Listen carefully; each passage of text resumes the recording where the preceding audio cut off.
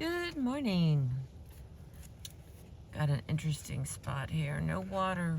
There's water all around me. No water in this picture, but a beautiful fence, a few clouds. Thank you for being with me. Chapter 12 is called Bringing About Change.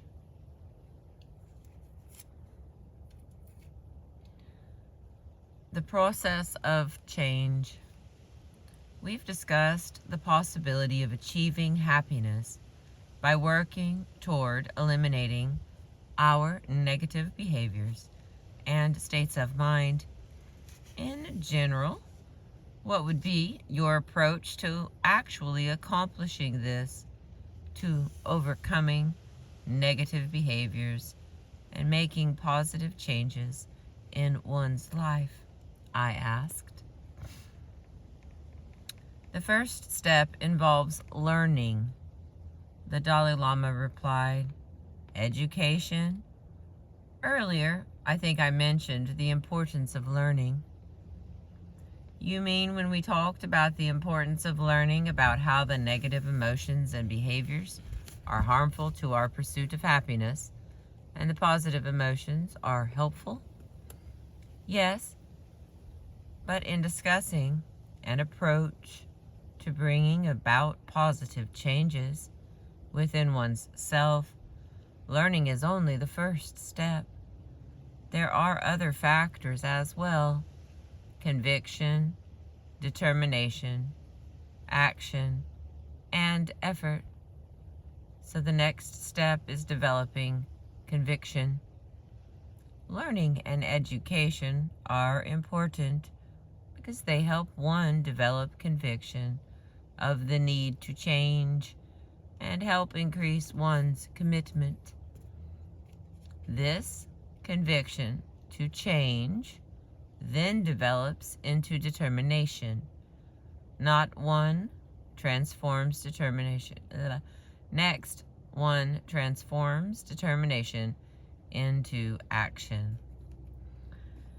The strong determination to change enables one to make a sustained effort to implement the actual changes. This final factor of effort is critical. So, for example, if you are trying to stop smoking, first, you have to be aware that smoking is harmful to the body. You have to be educated. I think, for instance, that information and public education about the harmful effects of smoking have modified people's behavior.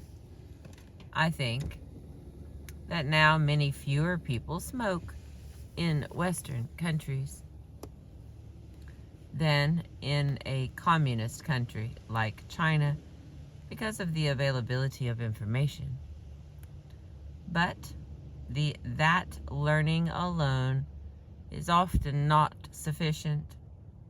You have to increase that awareness until it leads to a firm conviction about the harmful effects of smoking.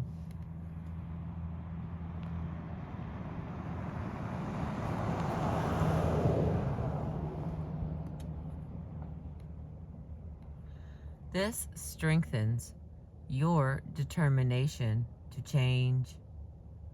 Finally, you must exert the effort to establish new habit patterns. This is the way that inner change and transformation take place in all things, no matter what you are trying to accomplish. Now, no matter what behavior you are seeking to change, no matter what particular goal or action you are directing your efforts towards, you need to start by developing a strong willingness or wish to do it. You need to generate great enthusiasm. And here, a sense of urgency is a key factor. This sense of urgency is a powerful factor in helping you overcome problems. For example, knowledge about the serious effects of AIDS has created a sense of urgency that has put a check on a lot of people's sexual behavior.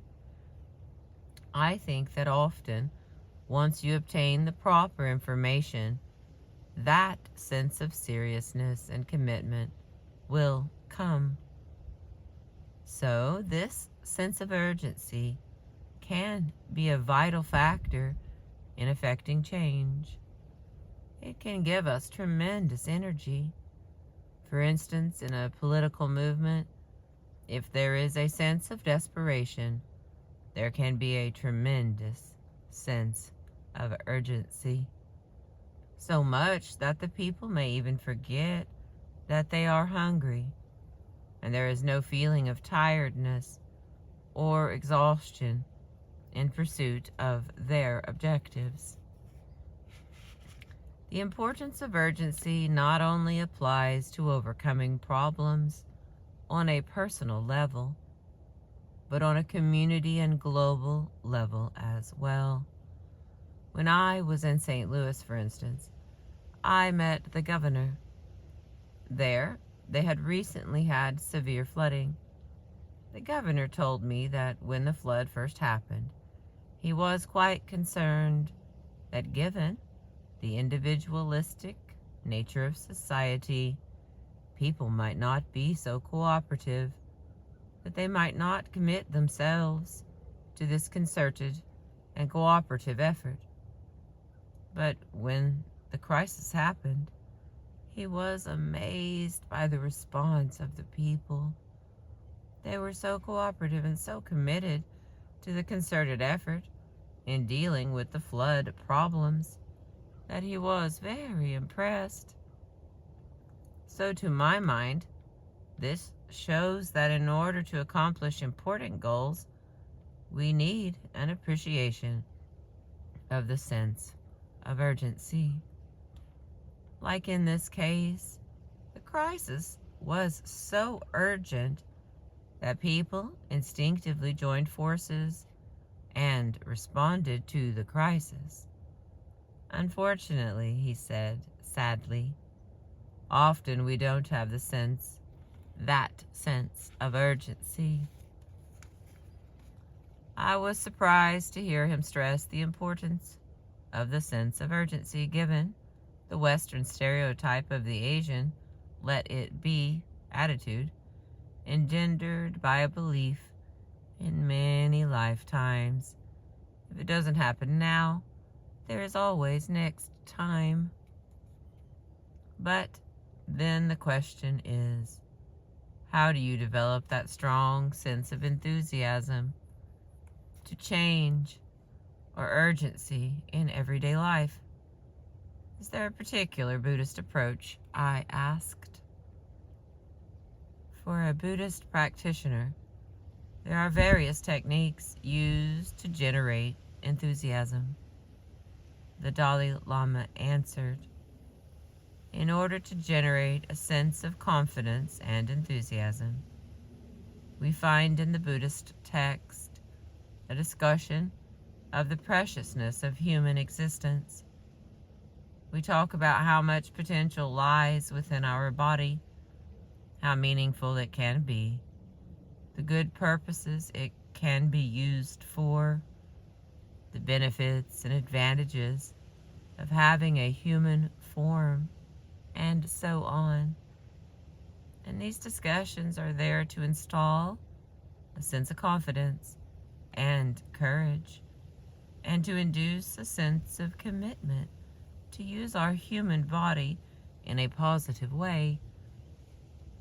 Then, in order to generate a sense of urgency to engage in spiritual practices, the practitioner is reminded of our impermanence, of death. When we talk about impermanence in this context, we are talking in the very conventional terms, not about the more subtle aspects of the concept of impermanence. In other words, we are reminded that one day we may no longer be here. That sort of understanding, that awareness of impermanence is encouraged, so that when it is coupled with our appreciation of the enormous potential of our human existence, it will give us a sense of urgency that we must use every precious moment. That contemplation of our impermanence and death seems to be a powerful technique, I remarked, to help motivate one, develop a sense of urgency, to effect positive changes. Couldn't that be used as a technique for non-Buddhists as well? I think one might take care in the application of the various techniques to non-Buddhists, he said thoughtfully. Perhaps this might apply more to Buddhist practices. After all, he laughed, one could use the same contemplation for exactly the opposite purpose. Oh, there is no guarantee that I'm going to be alive tomorrow, so I might as well just have lots of fun today. Do you have any suggestions for how non-Buddhists might develop that sense of urgency? He replied, well, as I pointed out, that's where information and education come in. For example, before I met certain experts or specialists, I was unaware of the crisis about the environment. But once I met them and they explained the problems that we are facing, then I became aware of the seriousness of the situation. This can apply to other problems that we face as well.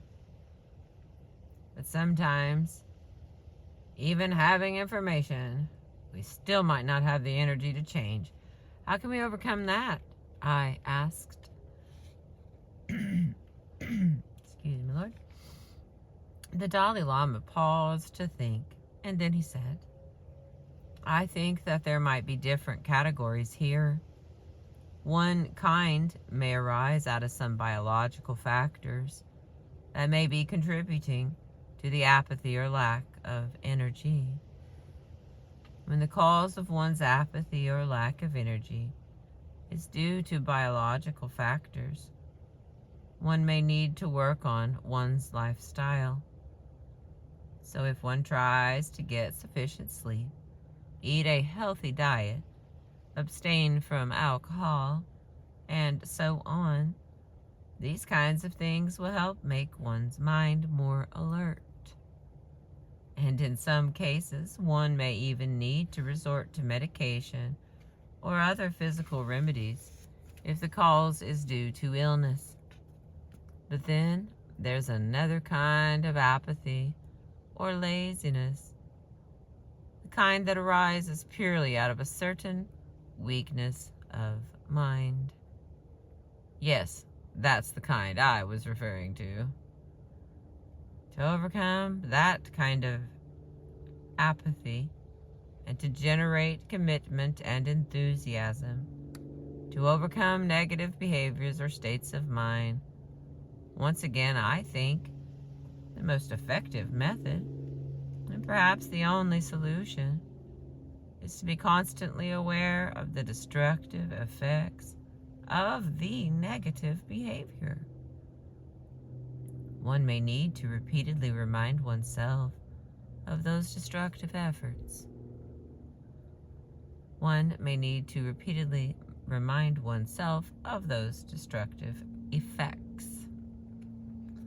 The Dalai Lama's words rang true, yet as a psychiatrist, I was acutely aware of how strongly entrenched some negative behaviors and ways of thinking could become, how difficult it was for some people to change, assuming that there were complex psychodynamic factors at play.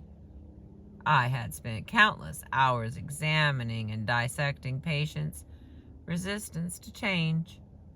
Turning this over in my mind, I asked, people often want to make positive changes in their lives, engage in healthier behavior, and so on. But sometimes there just seems to be a sort of an inertia or resistance. How would you explain how that occurs? That's quite easy, he began casually. Easy? It's because we simply become habituated or accustomed to doing things in certain ways. And then we become sort of spoiled, doing only the things that we like to do, that we are used to doing. But how can we overcome that? By using habituation to our advantage. Through constant familiarity, we can definitely establish new behavior patterns. Here's an example. In Dharmasala, I wake up and start the day at 3:30. Although here in Arizona these days I wake up at 4:30. I get 1 more hour's sleep, he laughed. At the beginning, you need a little bit of effort to get used to this. But after a few months, it becomes sort of a set routine, and you don't need to make any special effort. So even if you were to go to bed late, you might have a tendency to want a few more minutes sleep, but you still get up at 3:30 without having to give special thought to it, and you can get up and do your daily practices. This is due to the force of habituation. So, by making a steadier effort, I think we can overcome any form of negative conditioning and make positive changes in our lives. But you still need to realize that genuine change does not happen overnight. Now, for example, in my own case, I think if I compare my normal state of mind today to, say, 20 or 30 years ago, there's a big difference. This difference, I came to step by step. I started to learn Buddhism around the age of 5 or 6, but at that time I had no interest in Buddhist teachings, he laughed. Although I was called the highest reincarnation, I think it wasn't until I was around 16 years old that I really began to have some serious feeling about Buddhism. And I tried to start serious practice. Then over the course of many years, I began to develop a deep appreciation of Buddhist principles and practices, which initially seemed so impossible and almost unnatural, became much more natural and easy to relate to. This occurred through gradual familiarization. Of course, this process took more than 40 years. So, you see, deep down, mental development takes time. If someone says, "Oh, through many years of hardship, things have changed," I can take that seriously. There is a greater likelihood of the changes being genuine and long-lasting. If someone says, "Oh, within a short period, say 2 years, there has been a big change," I think that is unrealistic. I'm going to read that again. If someone says, "Oh, through many years of hardship, things have changed," I can take that seriously. There's a greater likelihood of the changes being genuine and long-lasting. If someone says, "Oh, within a short period, say 2 years, there has been a big change," I think that is unrealistic. While the Dalai Lama's approach to change was hang on, let me get it right. My whistle is tired. Oh, sorry. Intermission from my whistle.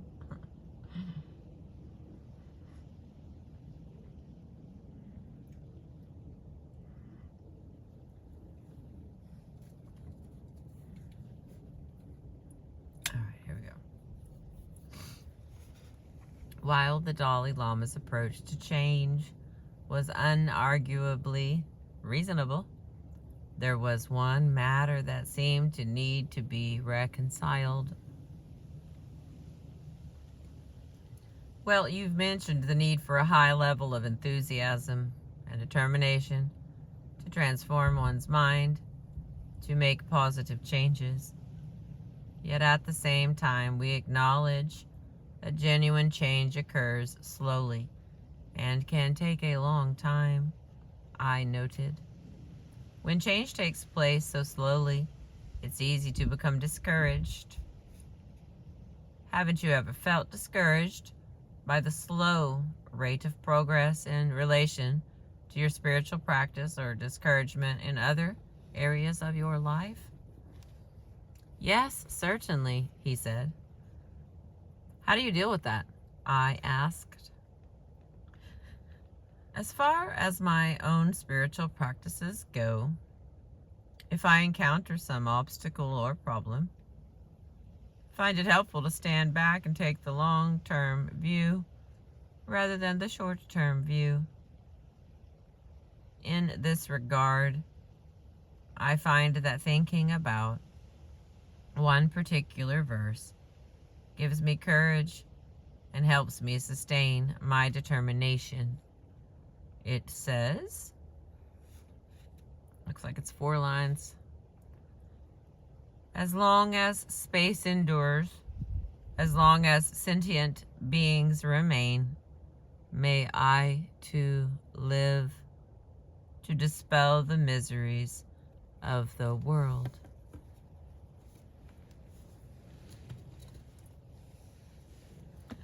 However, as far as the struggle for the freedom of Tibet is concerned, if I utilize that kind of belief, those verses, being prepared to wait eons and eons, as long as space endures, and so on, then I think I would be foolish. Here, one needs to take more immediate or active involvement. Of course, in that situation, the struggle for freedom, when I reflect on the 14 or 15 years of effort at negotiation with no results, when I think about the almost 15 years of failure, I develop a certain feeling of impatience or frustration. But this feeling of frustration doesn't discourage me to the point of losing hope.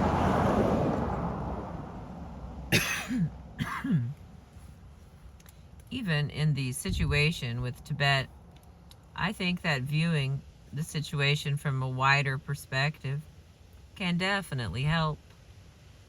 So, for instance, if I look at the situation inside Tibet from a narrow perspective, focusing only on that, then the situation appears almost hopeless.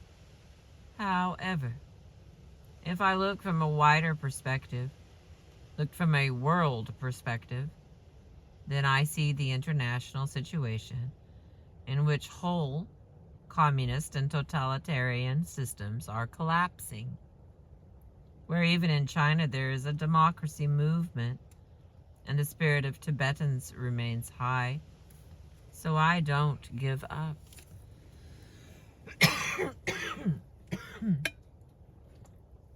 Cold again.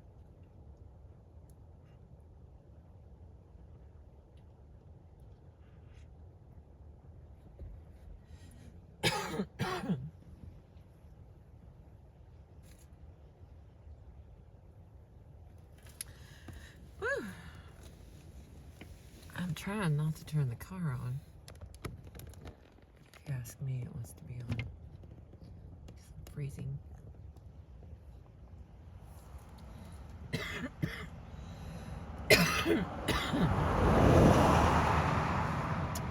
Given his extensive background and training in Buddhist philosophy and meditation, it is interesting that the Dalai Lama identifies learning and education as the first step in bringing about internal transformation, rather than more transcendental or mystical spiritual practices.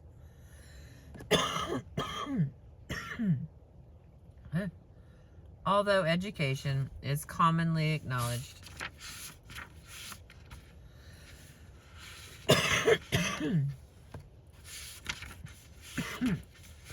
excuse me. Where's the end of this chopper?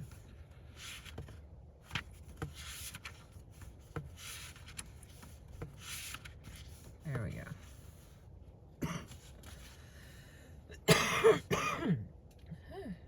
Okay, fine. I'll turn the car on so I can quit coughing. I get cold. You know, being human and all. Alright. There's that lovely ding, ding, ding.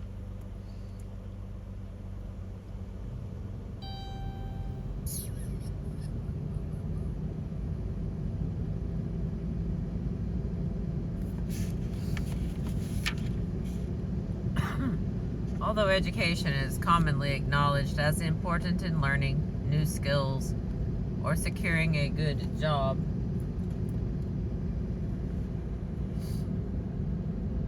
its role as a vital factor in achieving happiness is widely overlooked.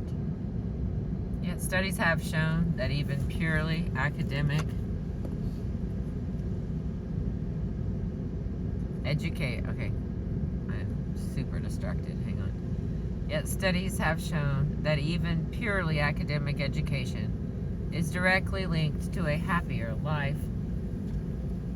Numerous surveys have conclusively found that higher levels of education have a positive correlation with better health and a longer life, and even protect an individual from depression.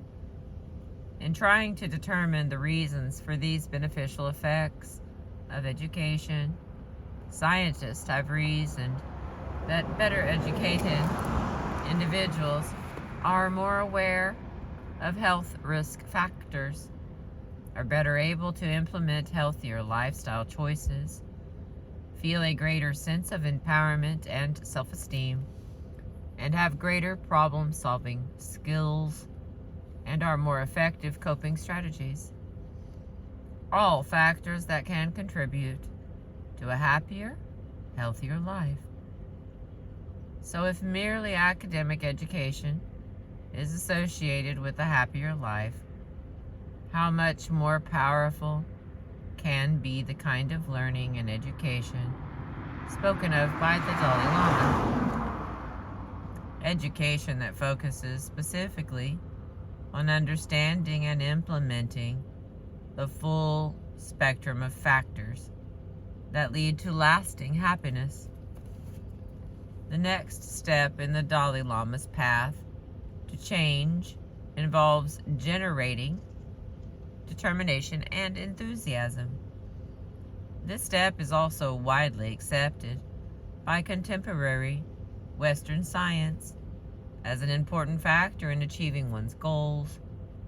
In one study, for instance, educational psychologist Benjamin Bloom examined the lives of some Americans' most accomplished artists, athletes, and scientists.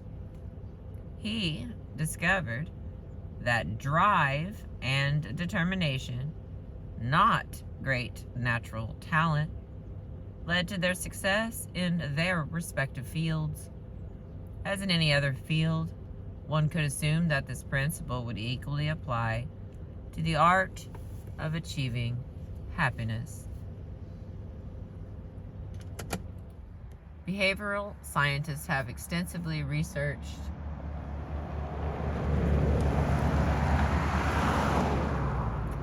Behavioral scientists have extensively researched the mechanisms that initiate, sustain, and direct our activities, referring to this field as the study of human motivation. Psychologists have identified 3 principal types of motives.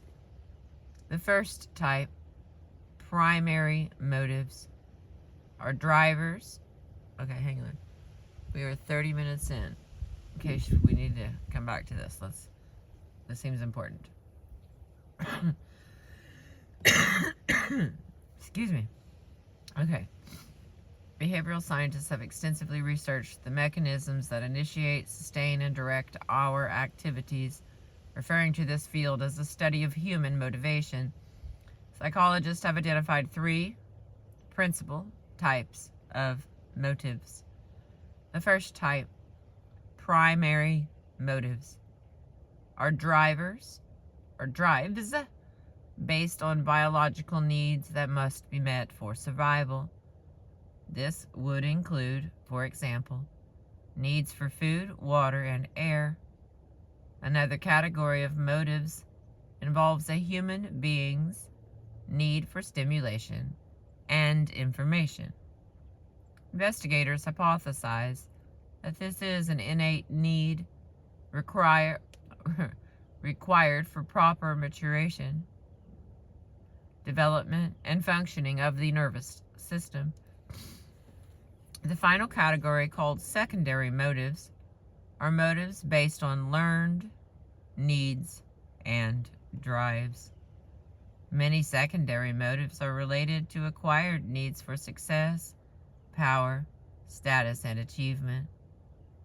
At this level of motivation, one's behavior and drives can be influenced by social forces and shaped by learning.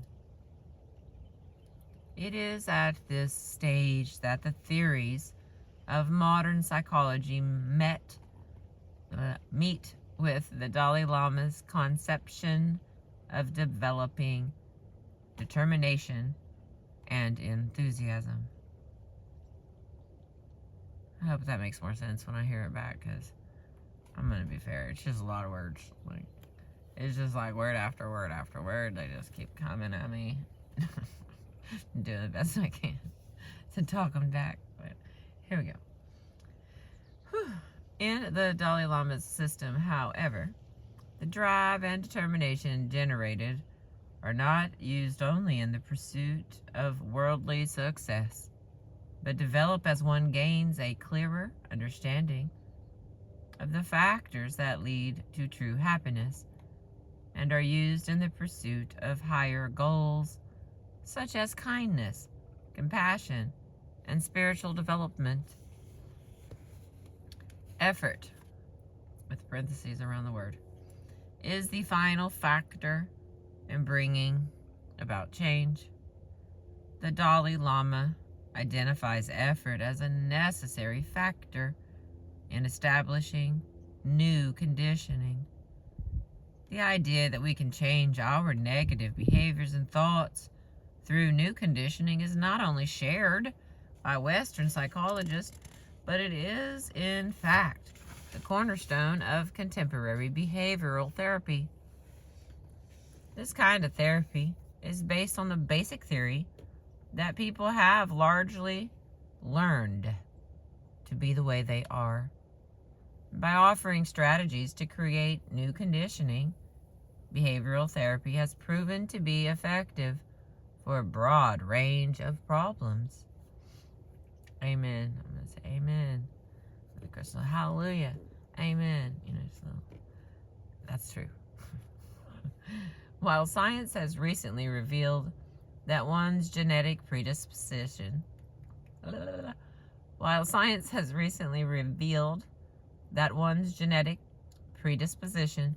clearly plays a role in an individual's characteristic way of responding to the world, most scientists and psychologists feel that a large measure of the way we believe, think, and feel is determined by learning and conditioning, which comes about as a result of our upbringing and the social and cultural forces around us.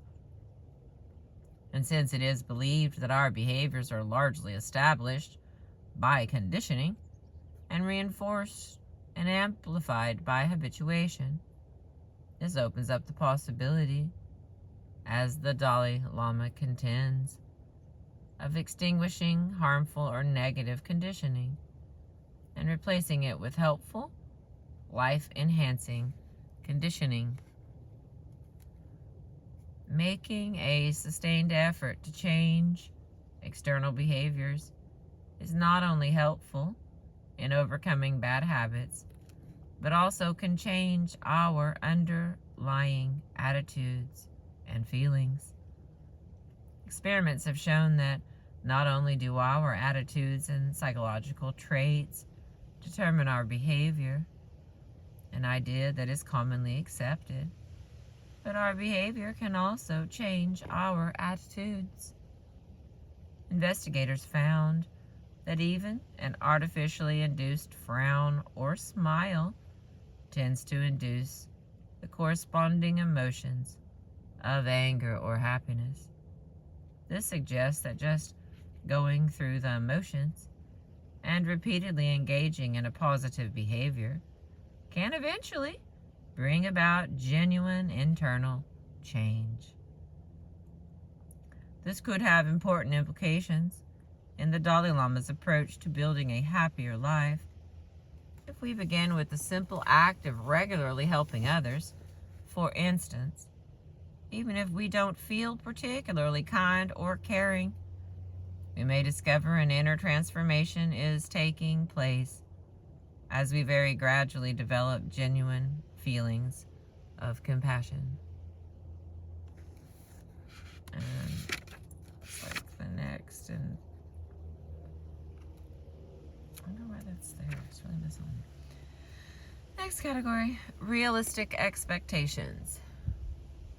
In bringing about genuine Okay, hang on. I'm cold again. I get another drink. I'm gonna admit, I'm getting a little givey uppy, just a tiny bit.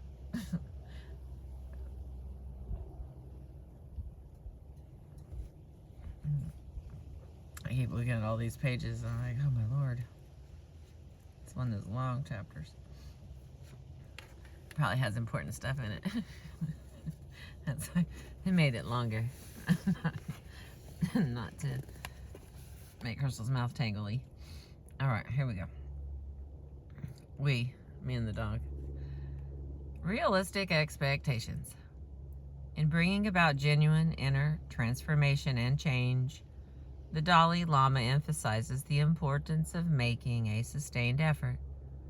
It is a gradual process. This is in sharp contrast to the proliferation of quick fix, self-help techniques and therapies that have become so popular in Western culture in recent decades.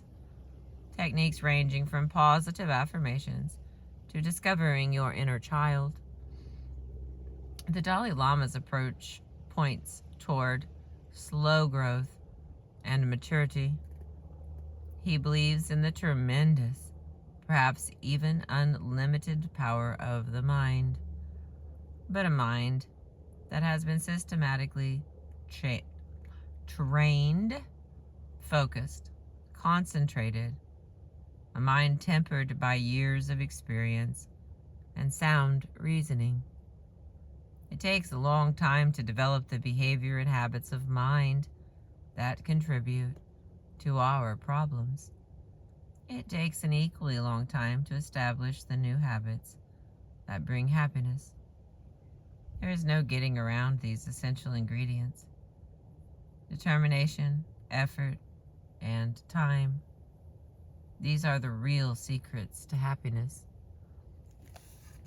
When embarking on the path to change, it is important to set reasonable expectations. If our expectations are too high, we're setting ourselves up for a disappointment.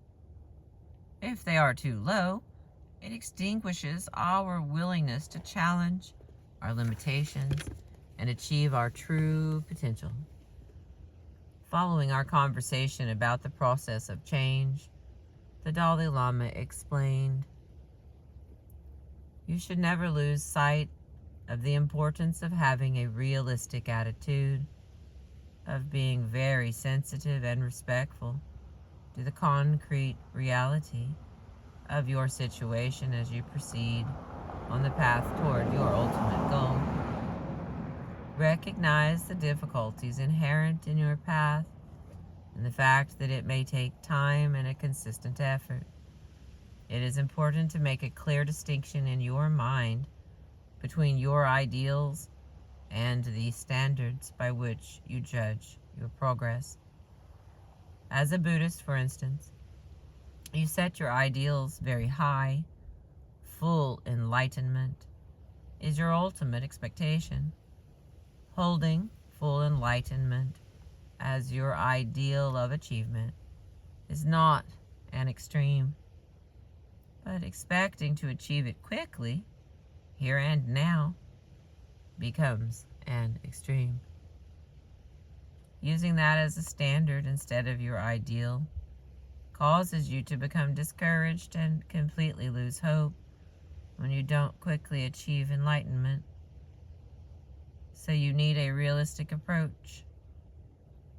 On the other hand, if you say, "I am just going to focus on the here and now, that's the practical thing, and I don't care about the future or the ultimate attainment of Buddhahood," then again, that is another extreme.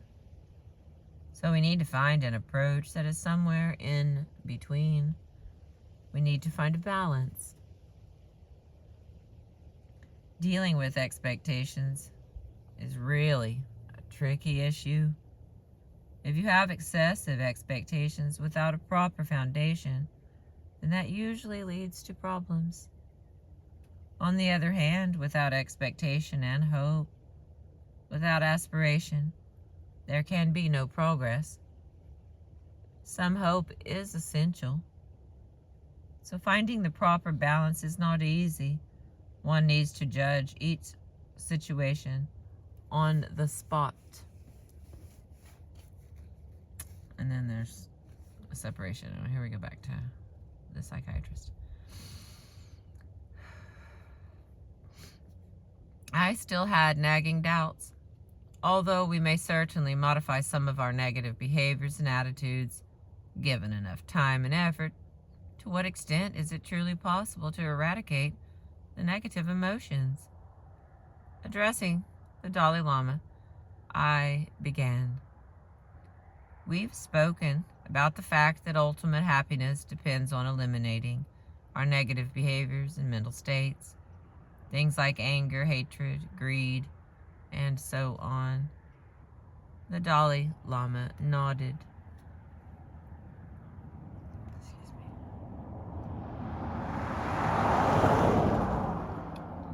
But these kinds of emotion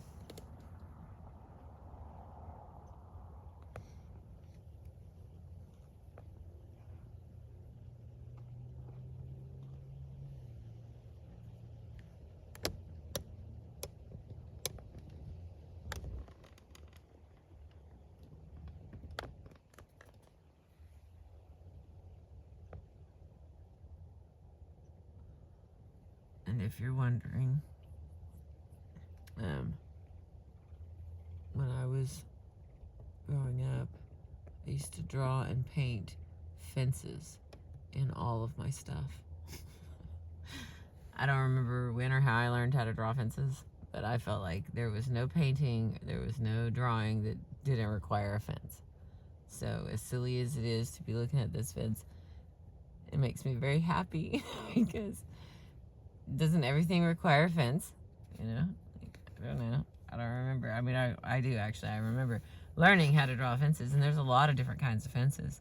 So you can't just, you need to know what kind of fence you're after.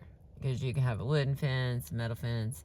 The hardest fence to do is a barbed wire fence, for me in particular. But finding myself parked next to this fence, it makes me very happy. because I can't paint a fence this well, and I suffer with perspective issues. So a fence is a lot of work in a drawing or a painting. Okay, it just takes a large amount of time. The rest of the stuff is easy, but getting that fence just right, that's not so easy. So this is an impressive fence. Just saying. All right, back to the point, because we are getting close to an hour. But, okay, the Dalai Lama nodded. But these kinds of emotions seem to be a natural part of our psychological makeup. All human beings seem to experience these darker emotions to one degree or another. And if that's the case, is it reasonable to hate, deny, and combat parts of ourselves? I mean, it seems impractical and even unnatural to try to completely eradicate something that is an integral part of our natural makeup. Shaking his head, the Dalai Lama replied, yes, some people suggest that anger, hatred, and other negative emotions are a natural part of our mind.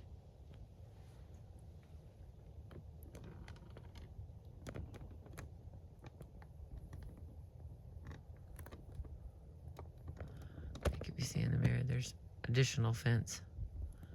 It's like all kinds of fence. Let's try that. There we go. All right. Yes, some people suggest. Shaking his head, the Dalai Lama replied, yes, some people suggest that anger, hatred, and other negative emotions are a natural part of our mind. They feel that since these are a natural part of our makeup, there is no way to really change these mental states. But that is wrong. Now, for example, all of us are born in an ignorant state. In this sense, ignorance is also quite natural. Anyway, when we are young, we are quite ignorant. But as we grow, day by day, through education and learning, we can acquire knowledge and dispel ignorance. However, if we leave ourselves in an ignorant state without consciously developing our learning, we won't be able to dispel ignorance. So if we leave ourselves in a natural state without making an effort to dispel it, then the opposing factors or forces of education and learning do not come naturally. And in the same way, through proper training, we can gradually reduce our negative emotions and increase positive states of mind, such as love, compassion, and forgiveness. But if these things are a part of our psyche, ultimately, how can we be successful in fighting against something which is part of ourselves? In considering how to fight against the negative emotions, it is useful to know how the human mind works, answered the Dalai Lama. Now, the human mind is, of course, very complex, but it is also very skillful. It can find many ways in which it can deal with a variety of situations and conditions. For one thing, the mind has the ability to adopt different perspectives through which it can address various problems. Within Buddhist practice, this ability to adopt different perspectives is utilized in a number of meditations in which you mentally isolate different aspects of yourself, then engage in a dialogue between them.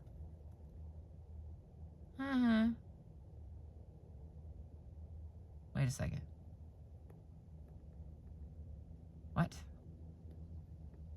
Wait a minute, I'm going to read that again because that lit up a bunch of lights. Hang on. Within Buddhist practice, this ability to adopt different perspectives is utilized in a number of meditations in which you mentally isolate different aspects of yourself, then engage in a dialogue between them.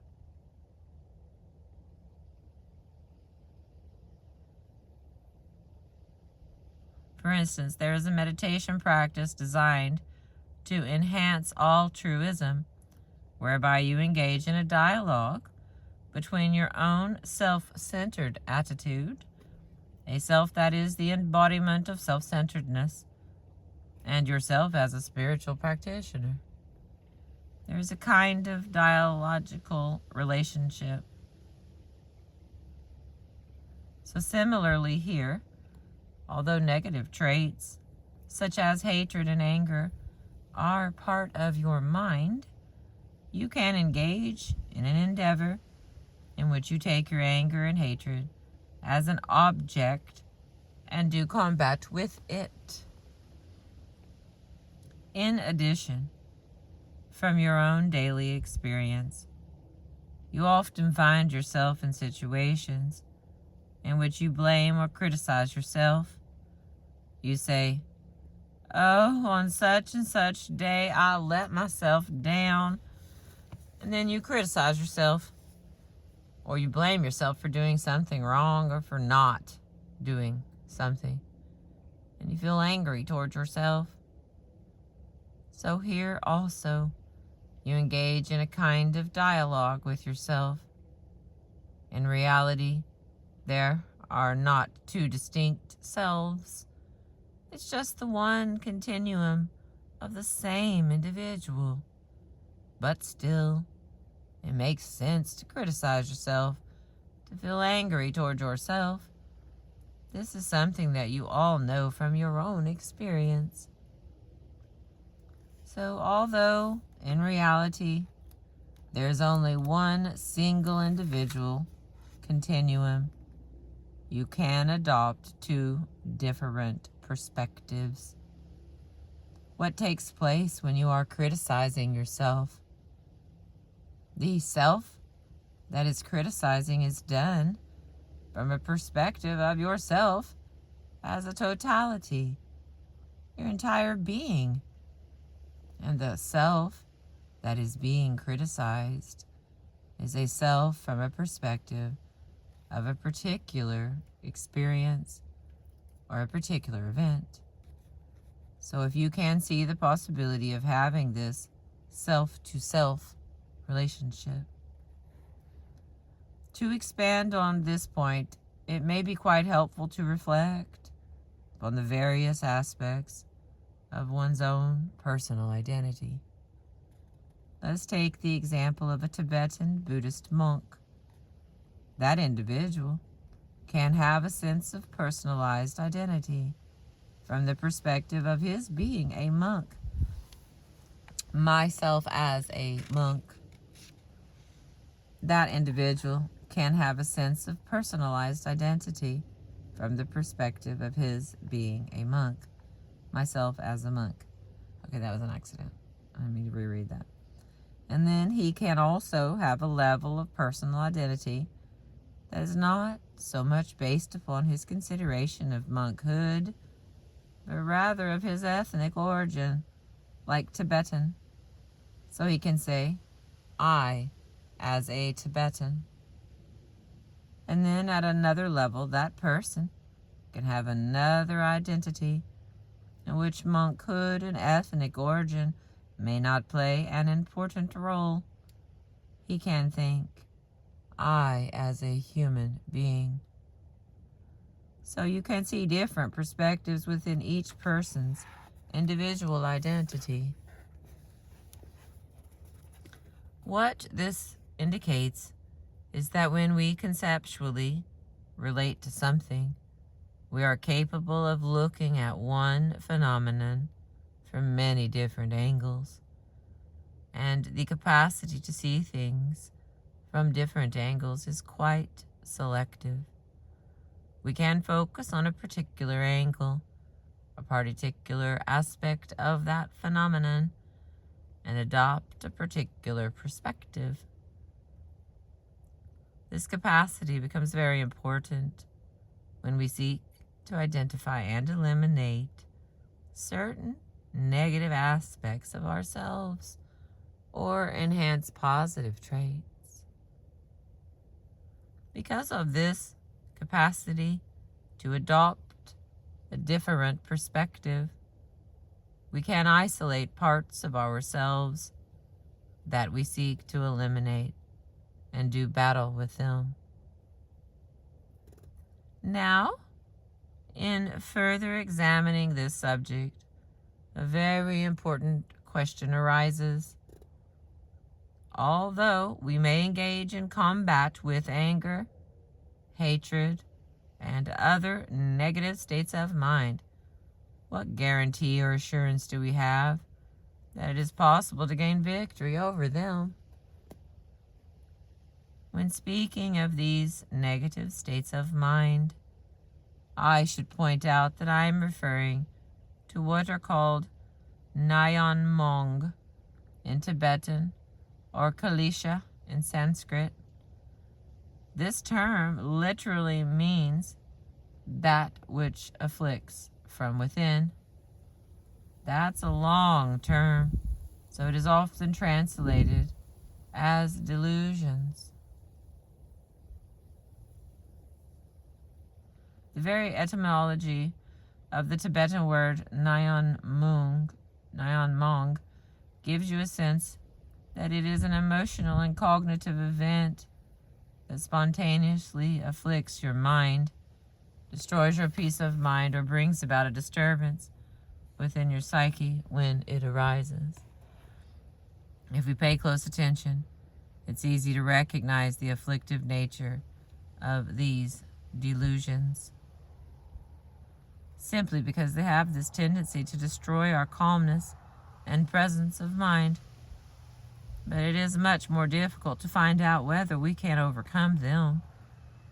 That is a question that directly relates to the whole idea of whether it is possible to attain the full realization of our spiritual potential. And that is a very serious and difficult question. So what grounds do we have to accept that these afflictive emotions and cognitive events, or delusions, can be ultimately rooted out and eliminated from our minds? In Buddhist thought, we have three principal premises or grounds on which we believe that can happen. The first premise is that all diluted states of mind, all afflictive emotions and thoughts, are essentially distorted in that they are rooted in misperceiving the actual reality of the situation. No matter how powerful, deep down, these negative emotions have no valid foundation. They are based on ignorance. On the other hand, all the positive emotions or states of mind, such as love, compassion, insight, and so on, have a solid basis. When the mind is experiencing these positive states, there is no distortion. In addition, these positive factors are grounding in reality. In addition, these positive factors are grounded in reality. They can be verified by our own experience. There's a kind of grounding and rootedness in reason and understanding that is not the case with afflictive emotions like anger and hatred. On top of that, all these positive states of mind have the quality that you can enhance their capacity and increase their potential to a limitless degree if you regularly practice them through training and constant familiarity.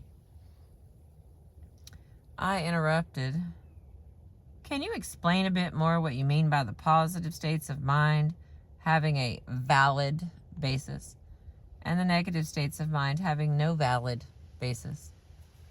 He clarified. Well, for example, compassion is considered a positive emotion. In generating compassion, you start by recognizing that you do not want suffering and that you have a right to happiness. This can be verified or validated by your own experience. You then recognize that other people, just like yourself, also do not want to suffer, and they have the right to happiness. This becomes the basis of your beginning to generate compassion. Essentially, there are two kinds of emotions or states of mind, positive and negative. One way of categorizing these emotions is in terms of understanding that the positive emotions are those which can be justified, and the negative emotions are those which cannot be justified. For instance, earlier we discussed the topic of desire, how there can be positive desires and negative desires. Desire for one's basic necessities to be met is a positive kind of desire. It is justifiable.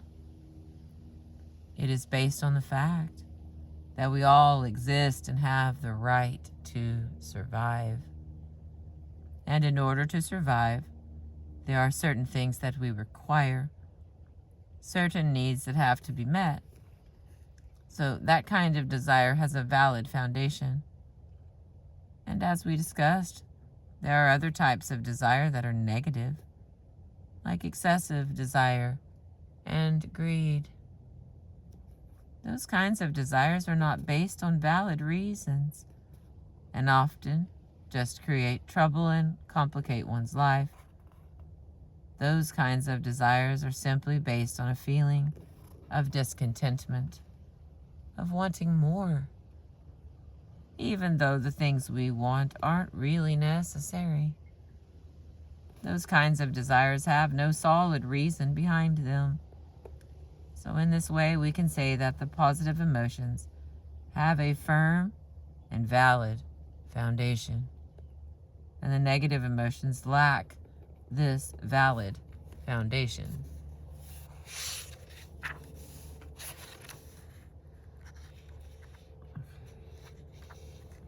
One, two, three, 4, 5, 6. There are 6 pages left. I am pretty confident that's not going to fit in 10 minutes here. So do I quit? Do I go forward? Oh, we'll just stick with it. The Dalai Lama continued his examination of the human mind, dissecting the workings of the mind with the same scrutiny that a botanist might use in classifying species of rare flowers. Now this brings us to the second premise on which we base the claim that our negative emotions can be rooted out and eliminated. This premise is based on the fact that our positive states of mind can act as antidotes to our negative tendencies and illusory states of mind. So the second premise is that as you enhance the capacity of these anecdotal factors, the greater their force, the more you will be able to reduce the force of the mental and emotional afflictions. The more you will be able to reduce the influences and effects of these things. When talking about eliminating negative states of mind, there is one point that should be borne in mind.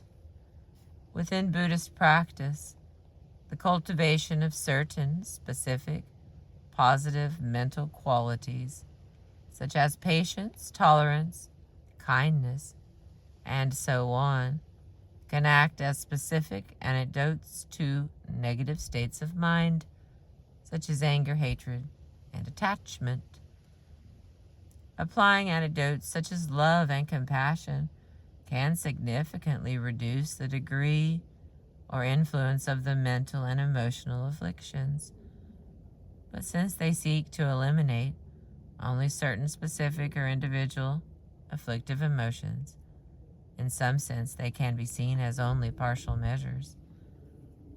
These afflictive emotions, such as attachment and hatred, are ultimately rooted in ignorance, misconception of the true nature of reality.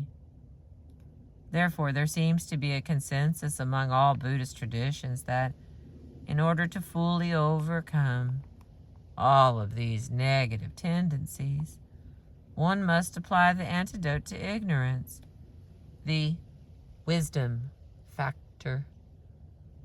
This is indispensable. The wisdom factor involves generating insight into the true nature of reality.